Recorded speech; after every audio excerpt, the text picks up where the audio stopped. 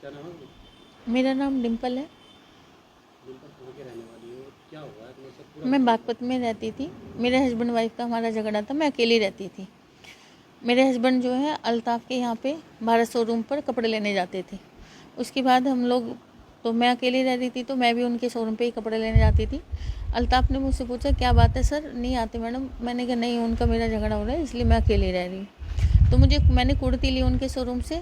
जब मैंने कुर्ती ली तो उसमें मैंने कहा सर चेक कैसे करूँ? उन्होंने कहा ऊपर चले जाओ उसमें। मैंने कहा इसमें लाइट नहीं है। उसने क्या काम करे कि मोबाइल चालू करके अपना मतलब वीडियो का और लाइट जला के छोड़ दी। मुझे पता नहीं था कि ऊपर इसने मोबाइल लगा दिया। उसमें मेरी वीडियो बना के उसके बाद मैं कुर्ती लेके अपने घर आ गई। उसने मुझसे फ़ोन नंबर था उससे, जैसे हम आपस में कर लेते थे, तो उसने सबसे पहले मुझसे दोस्ती करी। दोस्ती करके फिर मेरे घर आया रात को, बोला कि डिम्पल मुझे तेरे से बात करनी है। मैंने कहा क्या बात करनी है? बोला नहीं एक बार गेट तो खोल, मुझे बात करनी है। मैंने कहा क्या बात करनी है, बात तो बता। क्या लगा मैं तेरे से प्यार करता हूँ फलाने टिकरा। मैं निकलता वैसा कुछ नहीं होगा। मुझे उस टाइम उसने गुड्डू नाम बताया था और गुड्डू के नाम से मेरे पास उसका नंबर था। 45 वाला उसका नंबर है। नंबर उसके पास कम से कम 10 नंबर वो लड़का चलाता है। उसके बाद उस लड़के ने क्या काम करा, बोला मेरे मुझसे अच्छी दोस्ती करके मुझे उस टाइम उसने कुछ नहीं दिखाया। फिर वो बोला मेरी बहन का बर्थडे है, चल तुम वहाँ बाहर चलते हैं बर्थडे पे। तो इनवाइट करा, मैं चली गई उसके साथ में। तो उसने जब मुझे कहा कि देख तेरी वीडियो है, और मेरे साथ में ज़बरदस्ती रेप करा मेरे साथ में उस लड़के ने। रेप करने के बाद फिर वहाँ से जब मैं आ गई, मैंने बहुत ही मतलब खुशामद करी उसके हाथ पैर भी। बोला अगर या तो तुझे मानना पड़ेगा, नहीं तो हम तेरा वायरल कर देंगे फ़ोन। उसके बाद उस लड़के ने क्या काम करा कि अपने और भाइयों को भी दे रखी है वीडियो। राजा जिम वाला है वो भी है उसमें, वो काफ़ी बड़ी गिरोह है। फिर उसकी बहन जो है वो, उसको कैंसर था। ये लोग मुझे एम्स हॉस्पिटल लेके गए, क्योंकि एम्स में हमारा एक जानने वाला है। उसकी वजह से वहाँ पे कहने लगा तुम्हें चलना है मेरे साथ में। वो मुझे जब वहाँ पर ले गया, वहाँ ले जाने के बाद उसका हमने थोड़ा ट्रीटमेंट कराया। छुट्टी हो गई जब दूसरे दिन, ये लोग मुझे जामा मस्जिद लेकर गए।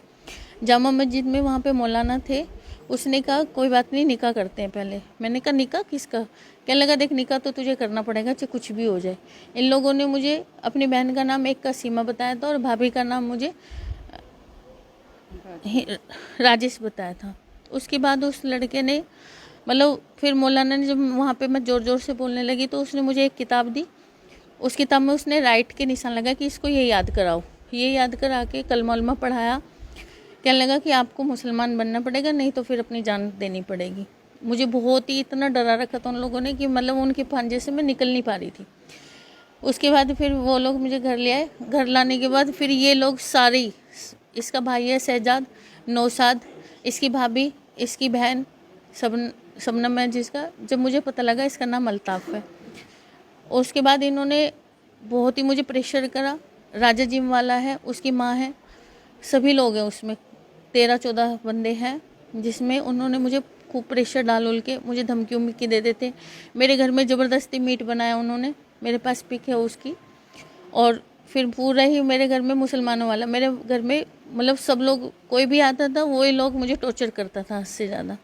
मैंने कई बार अपनी जान बचाने के लिए मैं कई बार कोशिश करी तो मेरा पीछा भी करा जाता था। उसमें राजा था जिम वाला, वो बाइक पे रहता था और लोग इधर उधर होते थे, मैं कहीं भी नहीं जा सकती थी।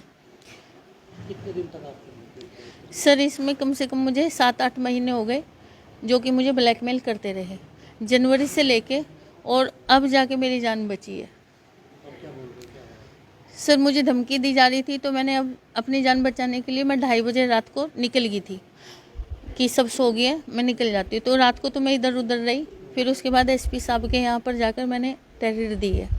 क्या आश्वासन मिला? सर उन्होंने कहा है, मुझे विश्वास है उनके ऊपर, तो उन्होंने अभी तो कार्रवाई करने के लिए बोला है कि सख्त से सख्त कार्रवाई करी जाएगी। क्या मांग करते हैं आप? सर मुझे इंसाफ चाहिए और कुछ नहीं चाहिए। किस तरह के आरोप है, किस तरह की कार्रवाई होनी चाहिए? सर सख्त से सख्त कार्रवाई होनी चाहिए उनके ऊपर।